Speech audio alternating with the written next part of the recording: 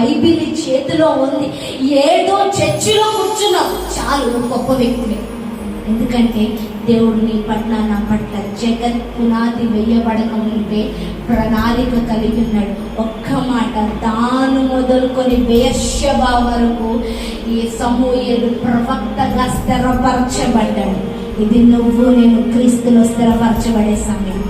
Establish, English లో రాయబడి ఉంటుంది ఎస్టాబ్లిష్ అంటే ఏంటంటే ఒక సంస్థ స్థిరపరచబడిందిరా అంటే దాన్ని కొట్టేవాడు కానీ దాని పేరుని నాశనం చేసేవాడు కానీ ఉన్నాడు.